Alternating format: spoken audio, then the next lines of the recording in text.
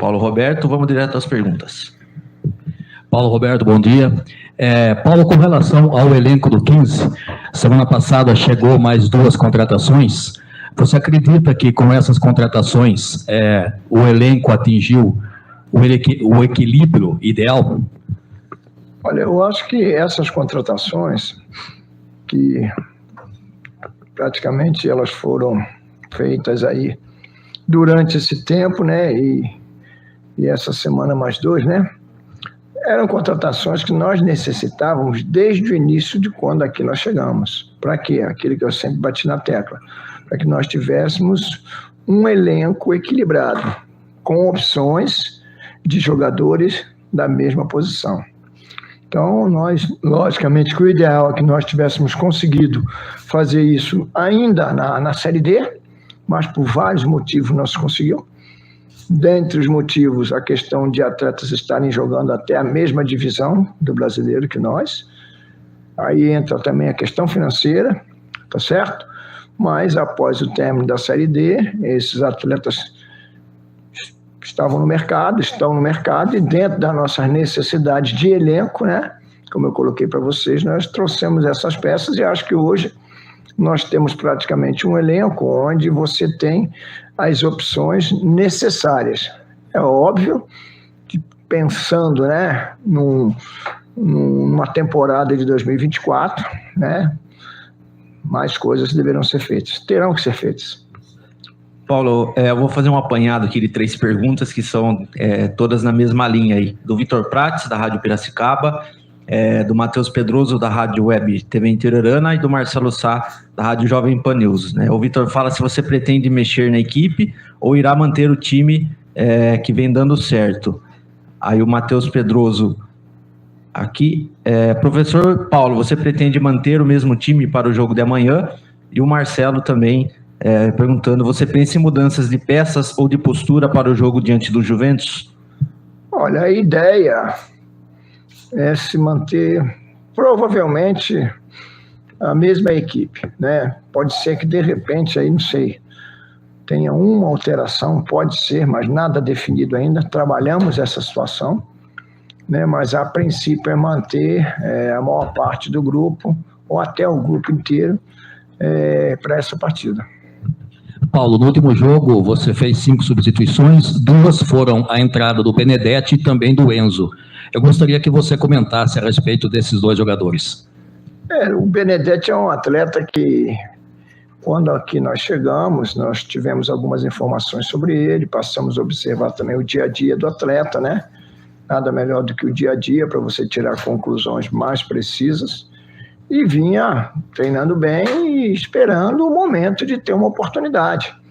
E no momento que nós achamos que era necessário, ele começou a ter essas oportunidades, primeiro no treinamento, né, na posição, jogando como um meia mais adiantado, já até trabalhando a cabeça do atleta, numa conversa com ele também, e colocando na prática para treinar nessa função, preparando para o momento certo de darmos essa oportunidade a ele.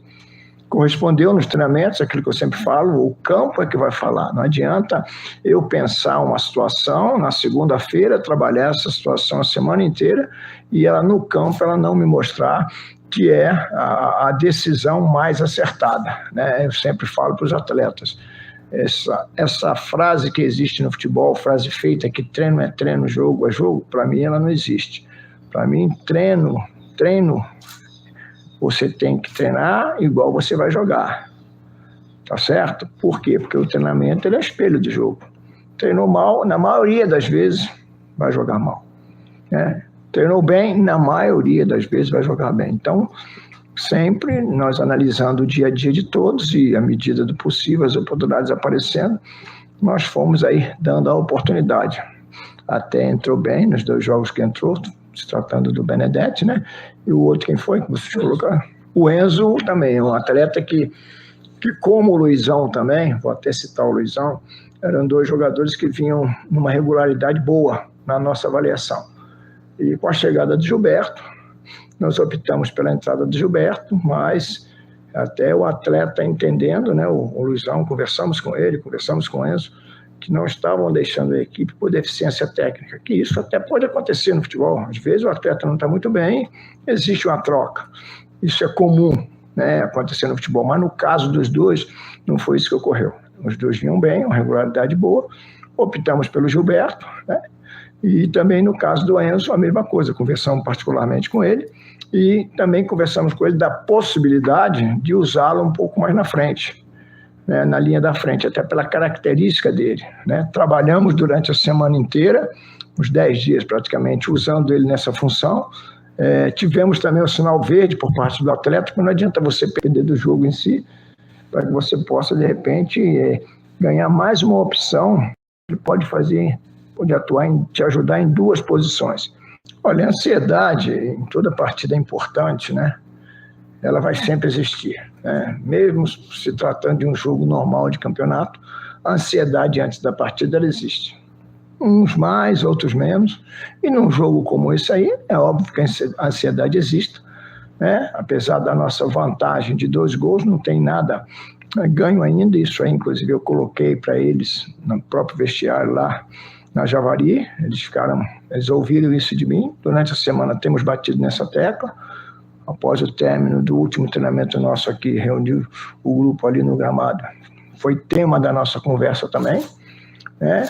Elogiando tudo aquilo que se fez até agora, passando por eles que a expectativa em cima deles ela tem que ser altamente positiva, até por tudo aquilo que eles fizeram até agora.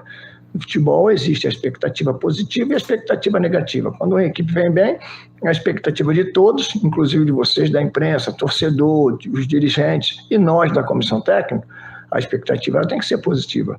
Quando a equipe ela não vem bem, obviamente que surgem aquelas expectativas negativas, faz parte do futebol.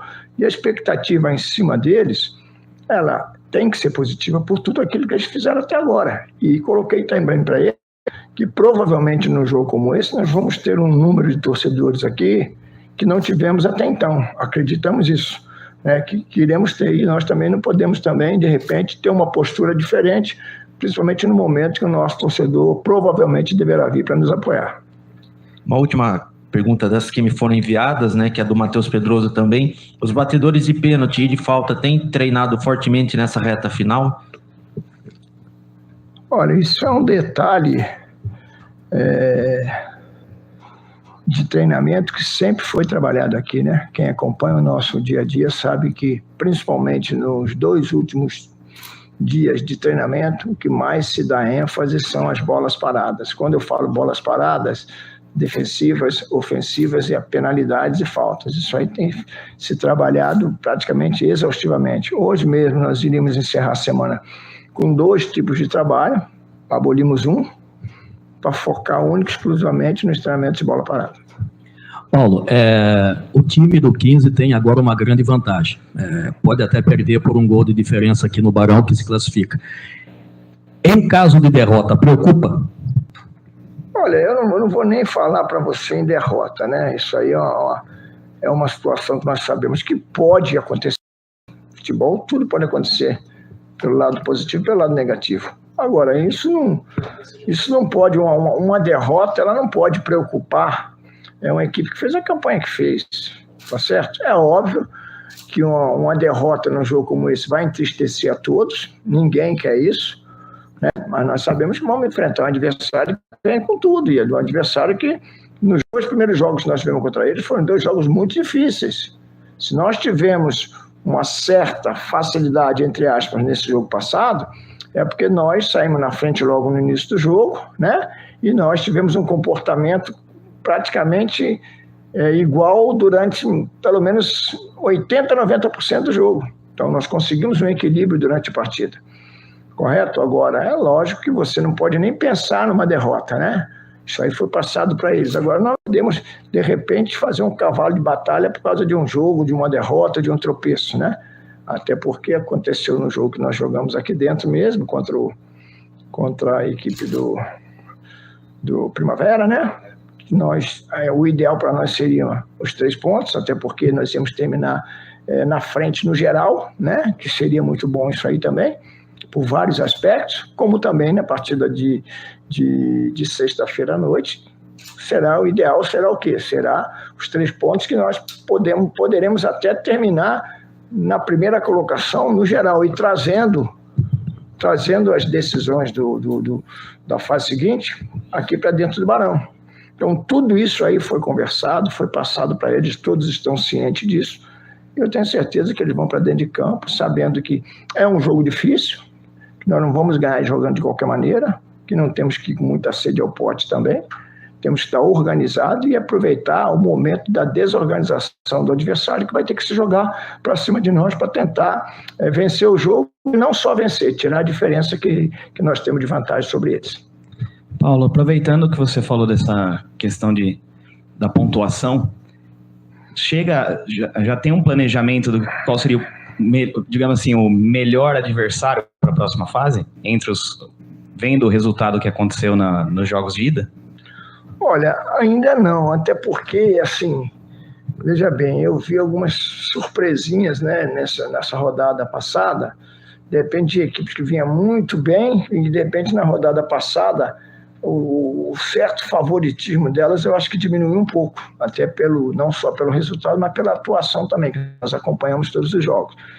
Então fica difícil ainda você falar. Posso dizer a você que as 4 equipes que ficarem aí para a fase seguinte são equipes que se nivelam muito e que são jogos que vão ser decididos aí no detalhe.